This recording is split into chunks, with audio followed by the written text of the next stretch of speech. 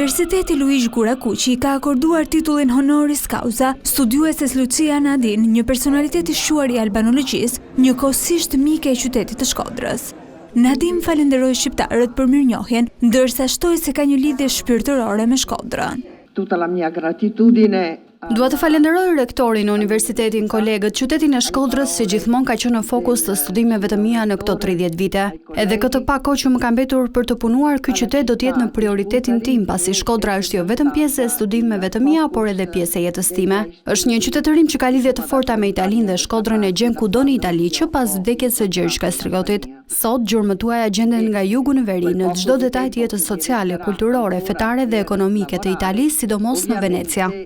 Titulli u dërsua nga rektori i universitetit Toni Ngjura, i cili vlerësoi punën shumëvjeçare të studiueses italiane. Për Shkodrën, kontributi i Nadin ka një rëndësi krejt të veçantë.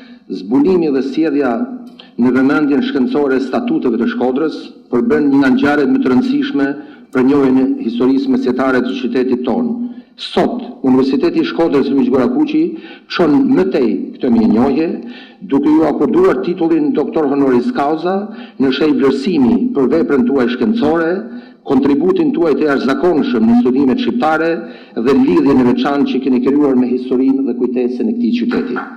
Ndër kontributet më të rëndësishme të Lucia Nadin ishte botimi i statuteve të Shkodrës, dokumenti rrallë i historisë mesjetare shqiptare, të cilën ajo arriti ta zbulojë në bibliotekën e Muzeut të Venecias dhe ta sjellë në dritë për studiuesit. Po ashtu, ajo ka hulumtuar emigrimin shqiptar në Venecia gjatë shekujve 15-16, luftrat e Skënderbeut, si dhe historinë e klerikëve katolik shqiptar në Republikën e Venecias. Në vitin 2010, Nadin ka marrë edhe titullin e qytetares së nderit në Shkodër.